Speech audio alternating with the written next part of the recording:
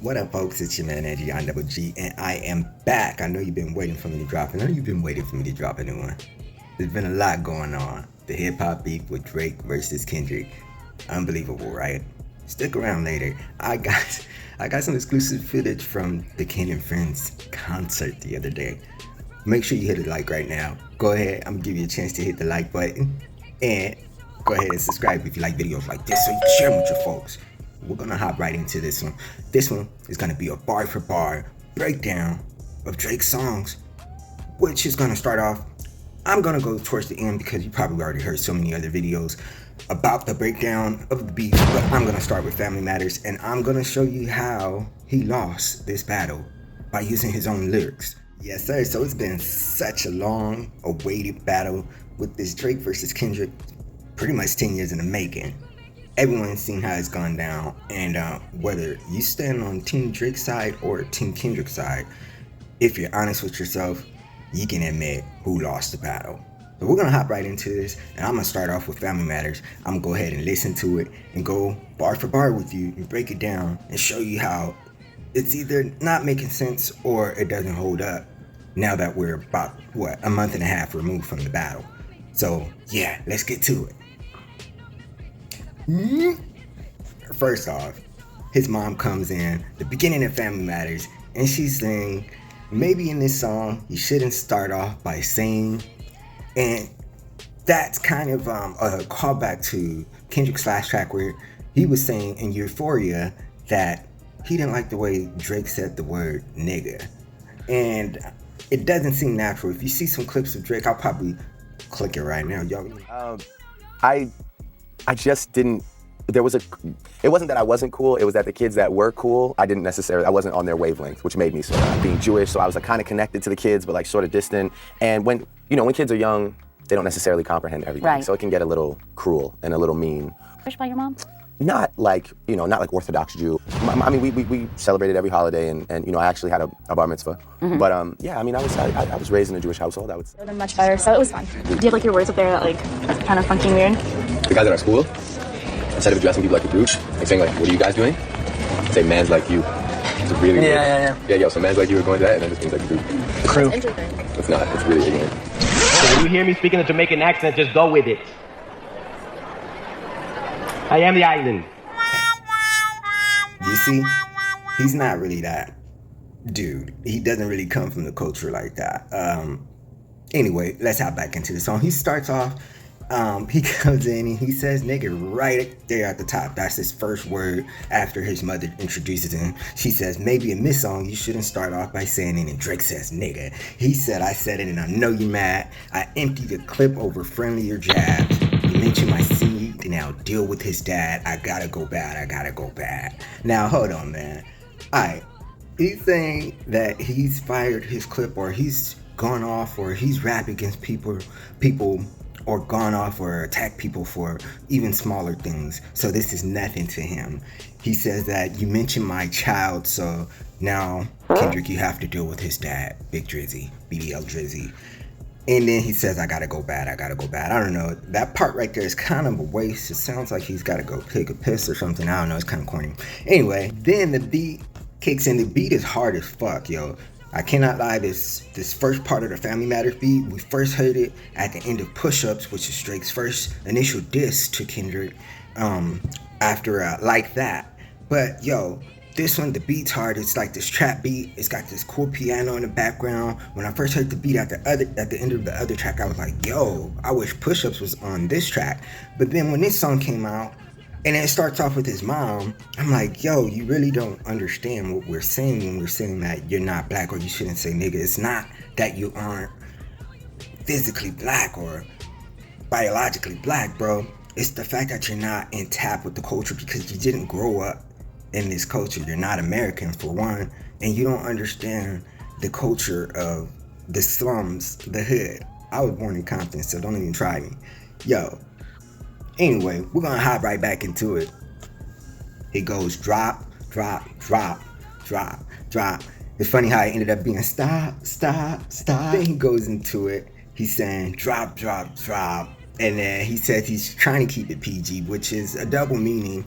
It's kind of like PG Lane is Kendrick's label, but also Drake saying that he was trying to keep it PG as like parental guidance. He wasn't trying to take it too far, but now he's gonna take it there. And then he said if you had a set, they give your ass a DP. He's trying to play onto Kendrick being a wannabe gangster, but I don't ever remember Kendrick saying that he was from any of the Blood or the Pyru gangs that were right there. He's just from the area and he recognizes it, and he might be affiliated by proxy, but he's not an actual gangbanger. I don't know what he's talking about right here. But anyway, if you're not familiar, this lingo right here is some real California, LA stuff. He says, if you had a set, they give your ass a DP. Now, I'm from Gardena, and that's where the Shotgun Crips are. And they used to do this stuff, man. It's called a DP, which is discipline. If you did something wrong, or if they thought that you violated some type of code in the game, they would give you DP, which is discipline. They would jump you again, pretty much like they're jumping you into the game. They would beat you up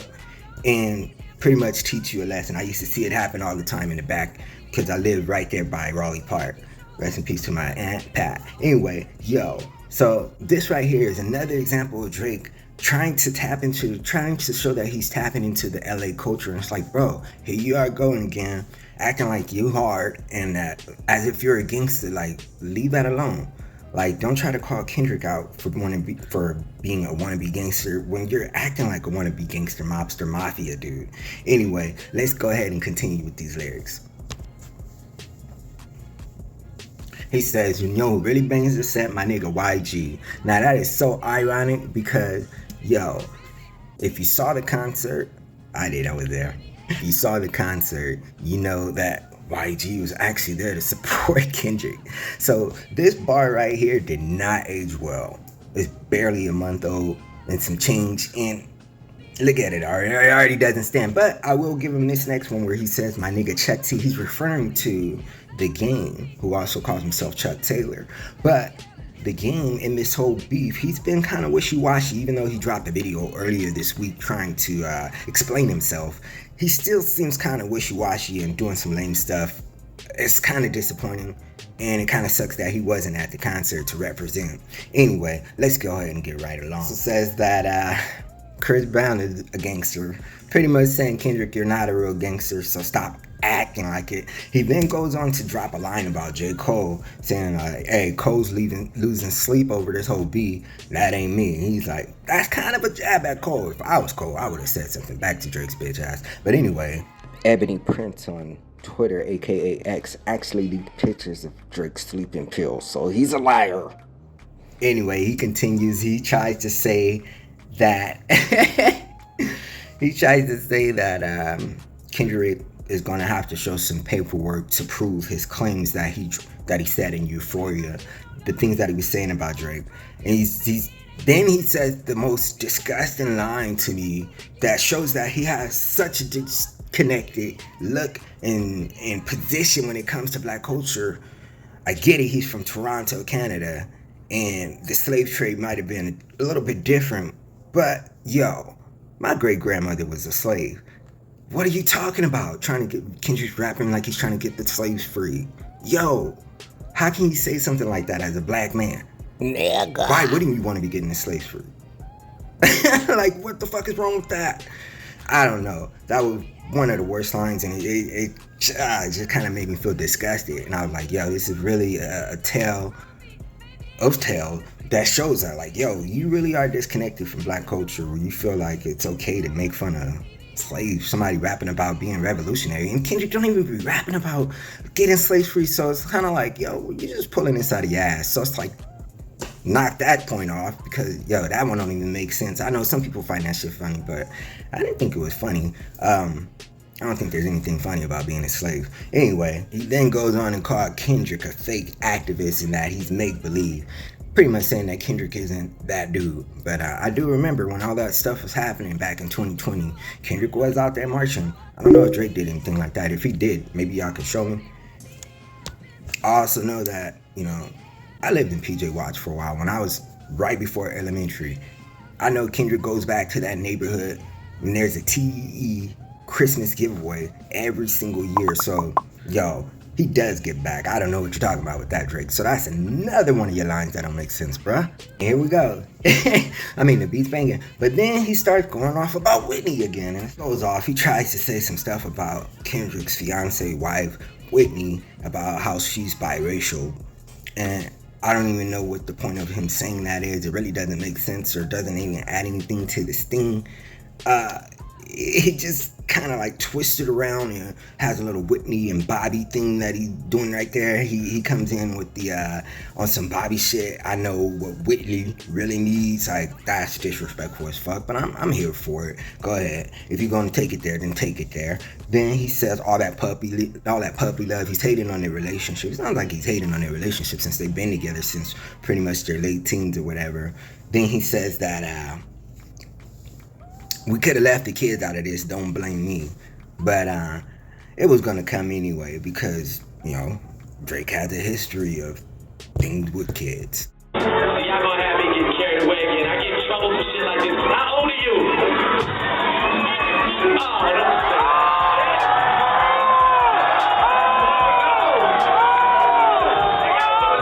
I can't go to jail yet, man. 17? Why do you look like that? You dick. Look at all this. Well, alright. Well, listen, 17. I had fun. I don't know if I should feel guilty or not, but I had fun. I like the way your breasts feel against my chest. I just want to thank you.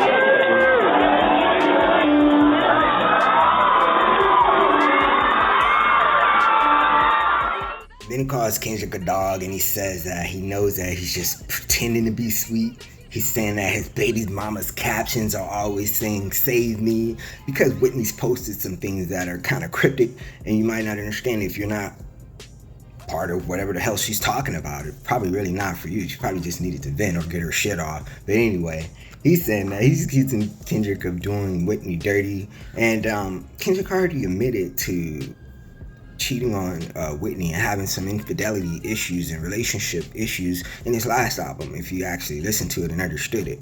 One thing about this beef, it kind of made me see that Drake doesn't understand what the hell Kendrick be rapping about. And it's very apparent, especially here and especially once we get into the hard part 6. But anyway, he then goes on to accuse Kendrick's manager, Kendrick's business partner, Dave Free, the dude that does Kendrick's music videos, and they own the company PG Lane together. He then goes on Drake to accuse Dave Free of actually being the father of Kendrick's children. And he does it by saying, don't make it Dave Freeze because your GM, meaning your general manager, is your BM, meaning your baby mother's secret BD, meaning her baby daddy. So that was a cool little clever way that he did that with the acronyms. And it still is one of those lines that it don't hit, because once you see that concert or you see clips from that concert, you know that Dave Free was right there walking next to Kendrick right after the performance, and there's even clips like this.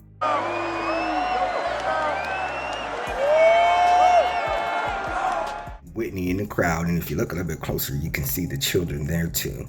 They're enjoying the goddamn show, so what the fuck is Drake talking about, trying to accuse them of this whole, like, your general manager is really the father of your fiance's children, and that's why y'all having problems.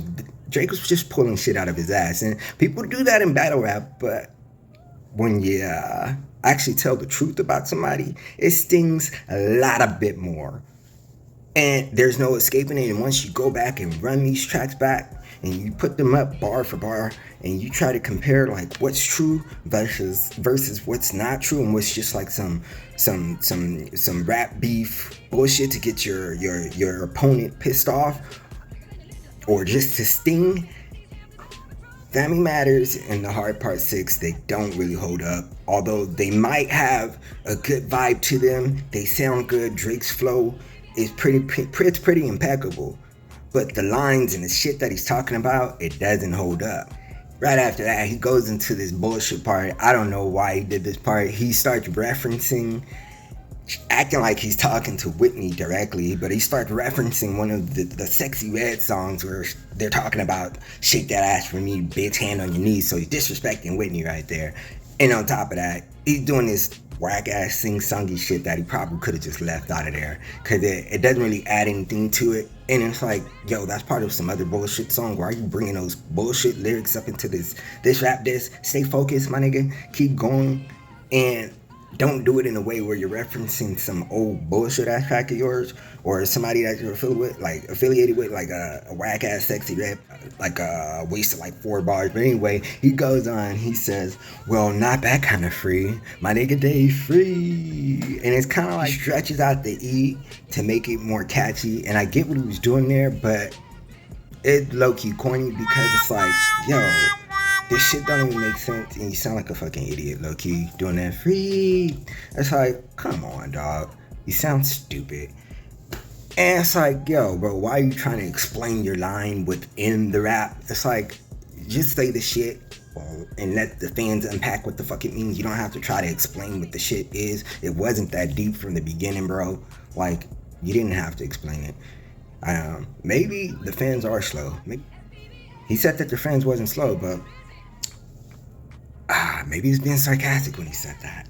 Anyway, he goes on to say, your man is a Lil K.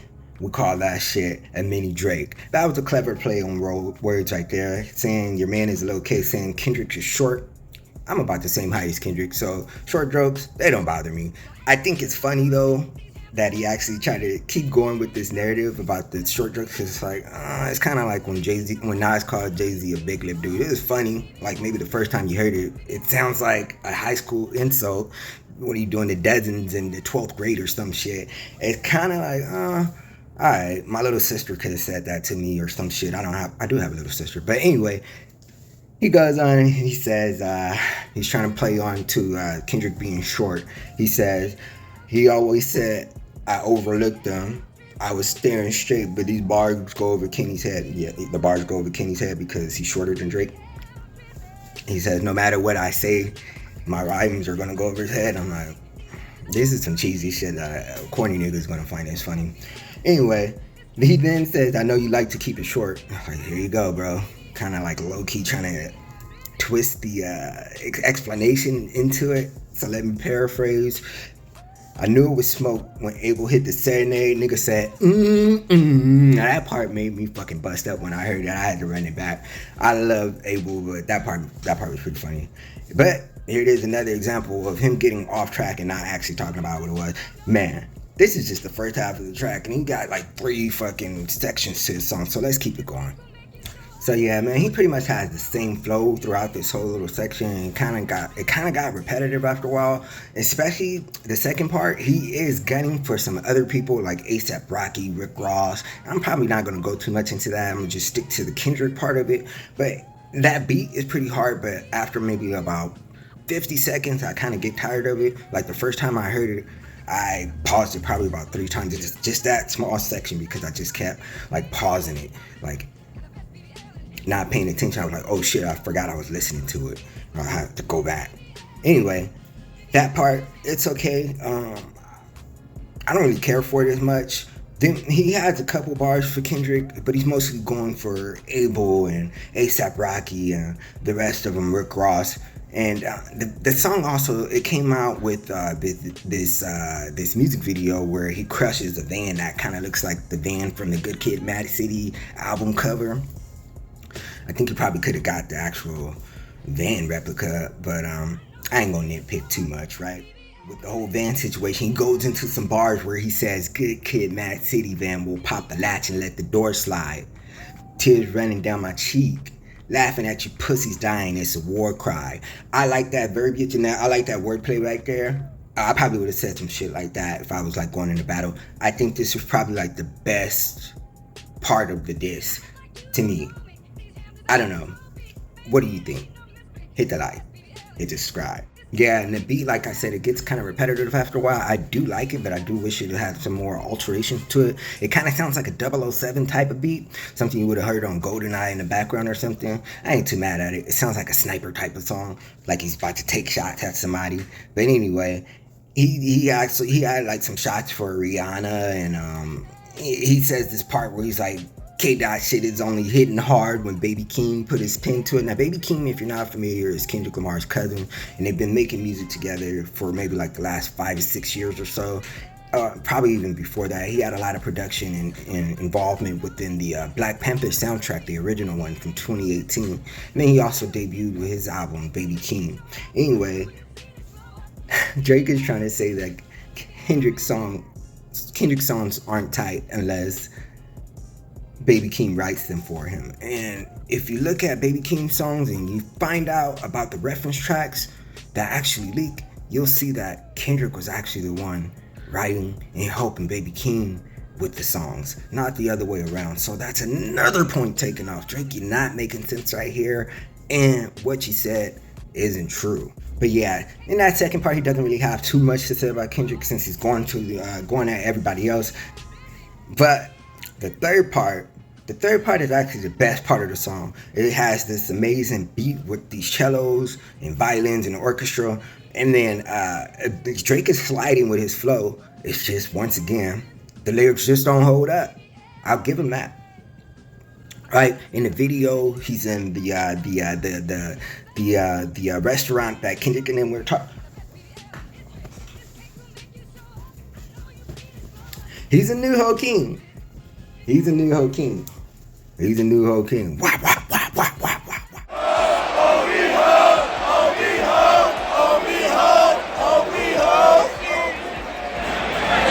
Anyway, Drake is a new Ho King, and he has Pharrell's jewelry. He has Tupac's jewelry. He's doing these references. He's calling back to what Kendrick was saying in Euphoria.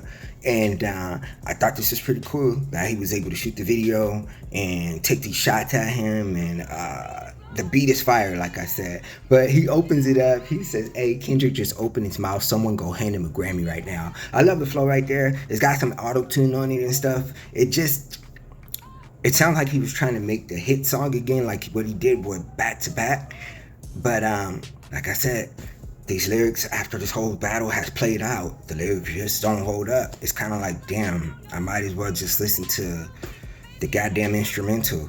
But anyway, he goes off and he says, where's your uncle at? Because I want to talk to the man in the house. Now, this is a reference, which is, I thought this was one of the more witty bars and clever bars in the song. He's talking about Mr. Morale, where Kendrick talks about one of his family members transitioning as a transsexual.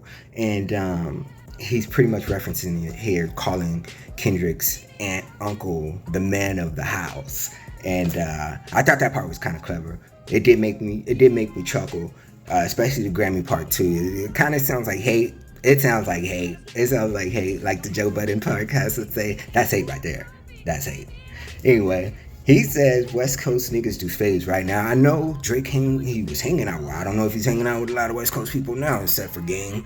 But he's smart enough to be able to. This is another thing that just proves that Drake is an actor. He's smart enough to be able to pick up on the lingo and say enough cool stuff to seem like he fits in with the culture. And it bamboozles the people who don't understand, who aren't from the culture. They think that, oh, he is one of those dudes, when it's not really like that. He's just able to, and smart enough and talented enough to be able to cosplay the goddamn situation. He's able to act like he's a hood nigga. He's able to take that lingo and incorporate it into his vocabulary and apply it to whatever coast and whatever region he goes to. When he goes to the East Coast, he's going to sound like an East Coast dude. When he goes to Atlanta, he's going to sound like an Atlanta dude. When he's in the Midwest, he's going to sound like a Midwest dude. And when he comes to the goddamn West Coast, he's going to sound like a West Coast dude. And that's why he felt so comfortable calling YG in the Game his friends, because he's using our lingo right here. He's using our lingo and he's trying to make himself seem acceptable and cool. And it just harkens right back to what Kendrick accused him of. He's proven what Kendrick called him out for to be true. And that's what some of his fans are not willing to accept. And that's what makes it hard for you to point it out to people and just try to explain to them. They don't want to accept the things that are just kind of like plain view. Like my man Maul from the new Roy Maul show. I shook your hand back in 2017, bro. Back in Vegas at the goddamn JBP Live recording show, man. And I'm kind of wishing that I had shook Park's hand instead. Come on. Yo. Anyway, we go right back into the end of this Family Matters part, and then he starts saying some stuff about the cease and desist and Pharrell's jewelry. He's like, yo, if you're so tough, come and take it from me. And he's like, yo, the cease and desist is for hoes. I can't listen to anything that comes out of your mouth. You called to Tupac. He's accusing Kendrick of calling the Tupac estate to get the AI song, song that tailor-made freestyle that Drake put out using AI versions of Tupac's voice and Snoop's voice to diss Kendrick, which I thought was pretty clever, but I think he could have executed it in a better way. I'll give him his credit for that, but at the same time, it was disrespectful to the West Coast, and niggas ain't gonna play that shit though. Anyway, yo, he goes in, he starts talking about Anthony Sala, which is Kendrick's manager, and he's talking about how they be charging for stuff and probably botting streams and things like that, which was proven to have come out that some dude had botted some streams. But if you ask me, I think that Drake fooled the kid and set him up to make it seem like he was Kendrick's manager paying for bots, streams. And even when you break down the amount of costs to get the streams, the so-called millions of streams, it doesn't even make sense. Anyway, he goes in, he's talking about your daddy got robbed by Top. And he's trying to reference some stuff that Kendrick said in the damn album, which, once again, is proving that Drake doesn't understand Kendrick's lyrics, because that's not even what the fuck that Kendrick said. That's not what he said. Go listen to Duckworth again, where it tells that story. Kendrick's talking about how they almost got into some crazy shit. But it ended up, they became friends, and it trickled down, and Kendrick ended up signing to Top Dog's record. Anyway, another instance of Drake not making sense and shooting himself in the foot with his own lyrics, because once we look back at this, it doesn't make sense. Family Matters, man. It's a hard beat with a couple hard beat switches and some pretty impeccable flows. It does have moments to me where it gets kind of boring, and most of it makes no sense to me. But let me know how you feel below. Anyway, I'm going a little bit too far with this, so I'm gonna try to wrap it up. Anyway, we go back into it, and then he says some stuff about the 20v1, and here it is. In between these beef, it's come out some more that Drake didn't write some of his hit records, like the Yachty joint. It was revealed that he didn't write that one. That was a reference track straight from Yachty. And now the other one, it got revealed that Party Next Door was the one that did the reference. And then there's another one with Family Ties, which was supposed to be Drake's back against the wall. I'm trying to fight back against the Meek Mill and the Pusha T's and all these fools. And come to find out, he didn't even write that shit either. And it's like, yo, shout out to Vori. The reference track came out. And you see clips of people like Academics, Drake's #1 fan, being heartbroken because, yep, there it is. Drake didn't even write one of his hardest tracks. Anyway, we get back into this. He references the Black and the Berry, the Sweet of the Juice. Here we are again. Drake showing that he's trying to make fun of shit. And when he's trying to make fun of shit or call shit out, it's like a black person wouldn't do that, bro. That shows how disconnected you are from culture. We're not going to say shit like that unless you're a self-hating black person. Now, come on. He tries to accuse Drake, or Drake tries to accuse Kendrick of being a wannabe Bishop character from Juice, which is Tupac's character. So, because he sees and he recognizes that Kendrick has this admiration for Tupac, as do most West Coast people, the passion, the heart, Tupac, right? Anyway, he's trying to say that Kendrick is beating on his wife. Is it because of the fact that she's bigger than you? Another short joke. I thought it was clever. This is something that somebody would probably say in a battle rap if they were on stage or something. So I'm like, okay. Then he says your back is up against the curb. Your back is up against the curb. Okay, that's another short joke right there. He's digging for dirt. He should be digging for proof, which, hey, we really didn't have to do, because you don't have to dig for too much proof, because the truth always comes out. Anyway, we had, if you're familiar with the whole Twitter situation with the Ebony dude, you can see there was a whole rundown of some stuff there, which was kind of shaky. Believe what you will. Some of it looks kind of true. I don't know about the Christopher Alvarez dude, aka MODOK in a wheelchair. He kind of seemed like he was paid off, but that's neither here or there. Anyway, he goes back into it. He tries to hit another Mike Prince line, and it's kind of like, yo, here you are, the 3-part song. He's trying to do his own version of Euphoria. Like I said, I give the song props for where I give it props at. But here's another example where he tried to copy. Instead of being original, he tried to fire back at Kendrick with he tried to come back with a 7-minute track versus Kendrick's 6-minute track that he had just dropped a couple days before the Euphoria track. Drake had this track. He was waiting. He dropped a nuke too. He thought he was going to drop this nuke on everybody. He thought I saw him post like the caution tape. Like Drake really thought this was going to be the nail in the coffin, not knowing that Kendrick was just going to bounce right back in less than an hour. In less than 30 minutes, he was going to bounce right back with Meet the Grams, which is totally obliterated Drake's character. Despite what you feel about the whole daughter verse, all those other verses, they hold up. And the way Kendrick analyzed Drake's character, we see it. There's proof of him kissing underage girls on stage at a concert. He talks about things like in the Hard Part 6 where he says, I wouldn't look twice at any underage girls or teenage girls, or when he says that stuff about Millie Bobby Brown when nobody even brought it up. Come on, man. And if you haven't heard my BBL Drizzy joint, I'm gonna link that right now. Plug. But anyway, let's go ahead and finish this up, man, because yo, this is taking a little bit longer than what I thought it was gonna take. Anyway, he's got that he's accusing Kendrick of having this whole conflict with being pro-black and having a white wife, and his wife is mixed, and then he tries to like play on Kendrick said he goes to New Ho King. He tries to say that he goes to Delilah over here in LA, which is like some restaurant, some fancy restaurant. He also talked about Kendrick proposing in 2015 to Whitney, but them not being actually married yet. I don't know if any of that's true or not, but he also talked to, I think there was some stuff about Kendrick proposing, but I don't know about them being married. I don't know about their personal life that deep. Like, why are you asking? He sounds like he's a high school teeny bopper.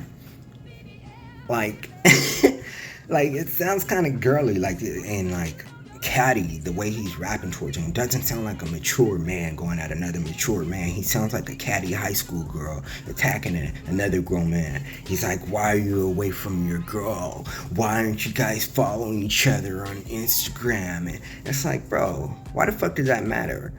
They were at the show together.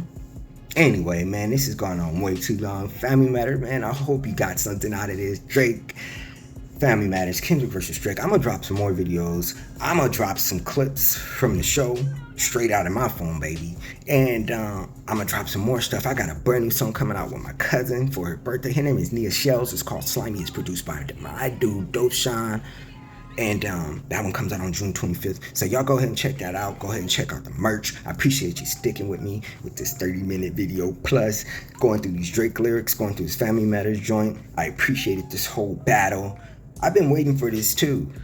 I'm not the biggest Drake fan, if you don't know that, but I will give him credit for being talented, and I will give him credit for being able to do what he does, even if he is getting some help. Let me know how you guys feel about this video. I'm gonna have to make one for the Hard Part 6 too, so stick around, subscribe if you like videos like this, keep it locked in, and stay tuned for some of my clips, man. I'm coming, I'm gonna keep it heated.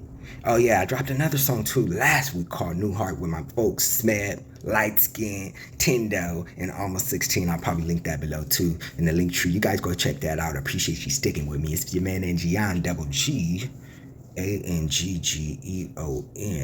It's been another bar for bar, breaking these bars down, the greatest rap beef in history, Drake versus Kendrick. Kendrick, whatever you want to call it. Let me know what you guys call it. Hit me in the comments below. Let me know how you feel about this video. Give me your take on it.